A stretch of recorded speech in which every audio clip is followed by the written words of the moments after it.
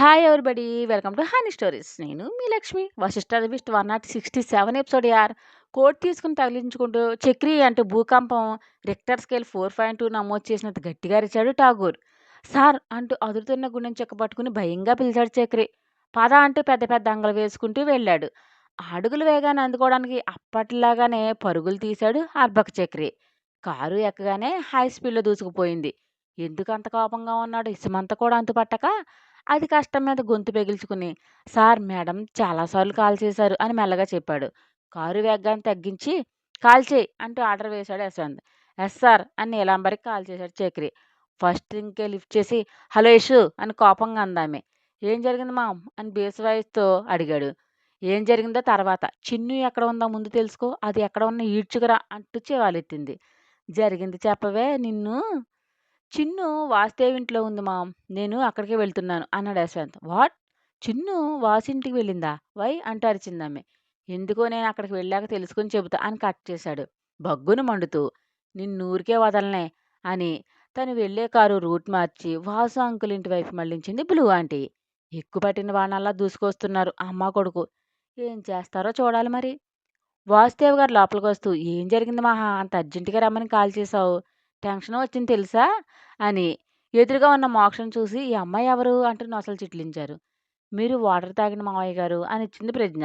Water తీసుకుని తాగుతూ గొడ్లు గుబుల్లా గుడ్లేసుకుని అలా చూస్తారే, ఈమె ఎవరంటే మాట్లాడరే అని గద్దించారు వాసు గారు. అమ్మ కొడుకు లుక్స్ భరత్ వైపు టర్న్ చేశారు.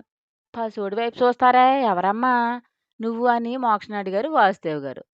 సార్ ఈ అంటూ పెదవులు సాగేసి చికిలించి, తమరు పసోడు అని పైకెత్తారే, ఈ బొడ్డోడి తాలూకే ఈ బుడ్డది అని కూల్గా చెప్పాడు వశిష్ట. అవునా అన్నట్లు భరత్ వైపు చూశారు అంకుల్.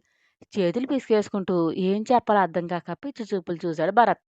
మీరు ఇలా రిలాక్స్గా కూర్చోండి, మీకు ఇంకా బోలె ట్విస్టులు ఉన్నాయి అని విని తరుందరు గాని అంటూ సోఫాలో కూర్చోబెట్టాడు వశిష్ట. బావా ప్లీజ్ అంటూ రిక్వెస్ట్ మొహం పెట్టాడు భరత్. నువ్వేమో అమ్ముల్ బేబీవా మీ మామ దృష్టిలో. నేను మా అమ్మ ఆల్ఖైదా తీవ్రవాదులంత క్రూరులమా? చెప్పని నీ పసిబుద్ధులు అంటూ ఎద్దేవా చేశాడు. ఓ ఊరించక చెప్పు ఏంటి మ్యాటర్ అని రిలాక్స్గా సోఫా ఎడ్జ్కి జారబడ్డారు వాసు గారు.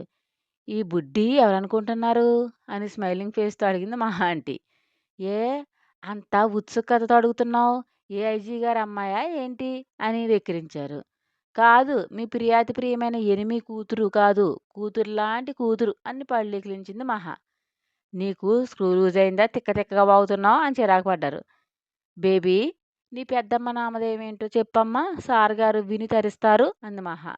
టెన్షన్గా భరత్ వైపు చూసి మాటలు రాని మోగదానిలా చూసింది మోక్ష. రోడ్ మీద పెద్ద నూరేసుకుని అరిచి రచ్చరచ్చ చేసేదానివి మావయ్య గారు అడుగుతున్నారు చెప్పు అంటూ గసిరాడు భరత్. అబ్బబ్బా ఏం నటనా కౌశల్యం బామ్మర్ది. ఆ అరిచినందుకు ప్రేమించావా? ఏ డాల్ మీరు మామూలు తేడా కాదే బాబు. నీ తమ్మాయి కవరింగులు చూడు అని కవ్వించాడు వసి. అబ్బా మీరు ఆగుతారా?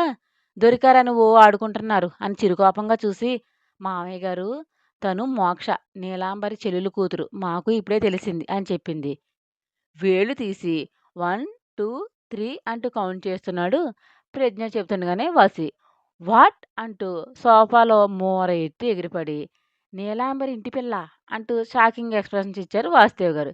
ఎస్ మామ్ అంటూ మహా ఆంటీకి హైఫై ఇస్తూ మనం ఎక్స్పెక్ట్ చేసిన రియాక్షన్ వచ్చేసింది మిస్టర్ వాసుదేవ్ గారి నుండి అంటూ నవ్వాడు వశిష్ట. వసి పిల్లాటలా ఆపు, ఇప్పుడు ఠాగూర్ ఎంత రచ్చ చేస్తాడో ఆలోచించావా అని గంభీరంగా అన్నారు వాసుదేవ్ గారు.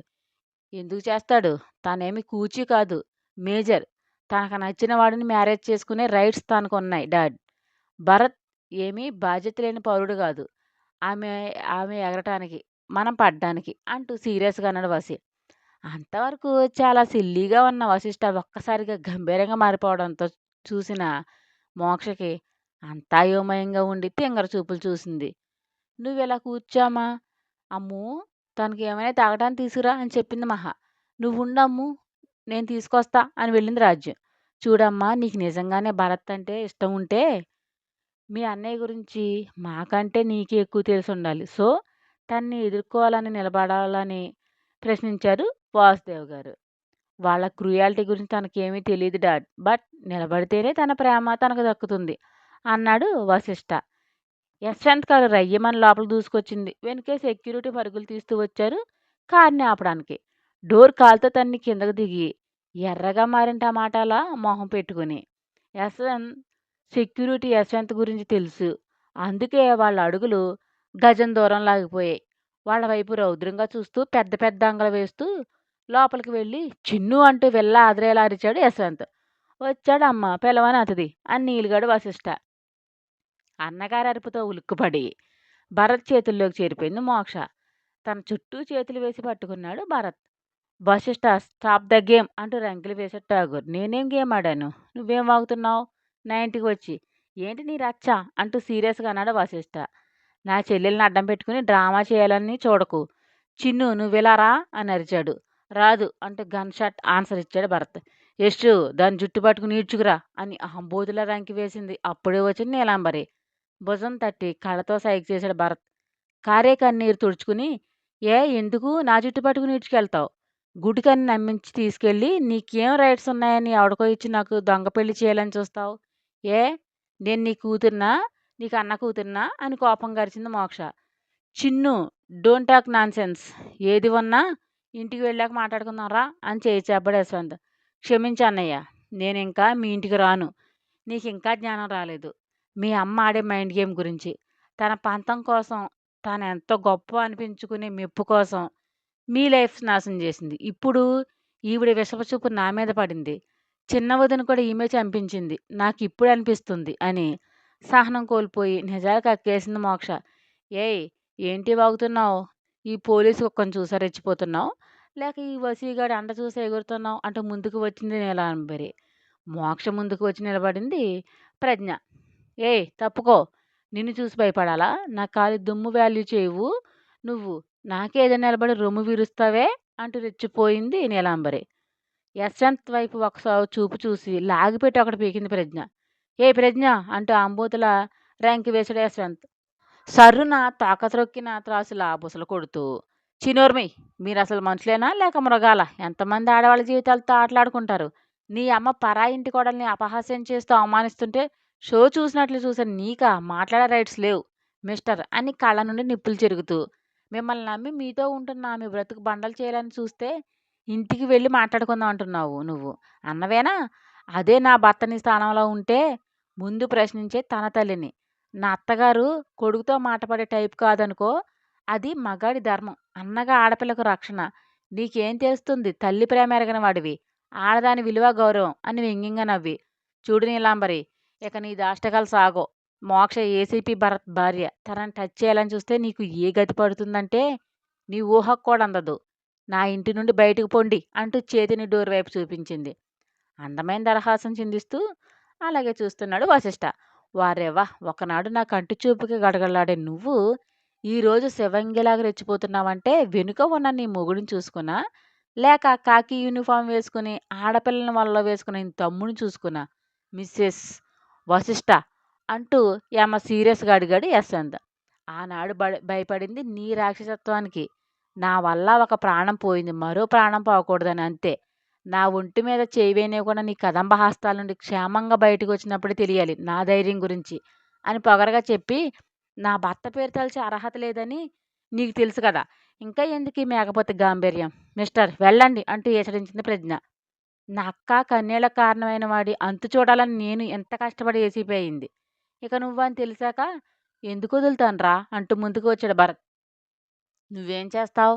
నా చిటికిన వేలి మీద ఉన్న హెయిర్ కూడా పీకలేవు. బట్ నేను ఏ డ్రెస్ చూసుకుని మిడిసిపడుతున్నావో అది నీ ఒంటి మీదకు మళ్ళీ రాకుండా చేయగలను అని పొగరగా అన్నాడు యశ్వంత్. ఏది చేసి చూడు, ఎలా చేస్తావు నేను చూస్తాను అను ముందుకు వచ్చి నీలాంబరి వైపు చూస్తూ. నువ్వు అసలు ఆడదానివేనా? పాము కంటే నిజమైన దానివి. పాము కళ్ళు కనిపించక తన పెట్టిన గుడ్లను అది తింటుంది. మరి నువ్వేంటి అని కోపంగా అడిగాడు వశిష్ఠ.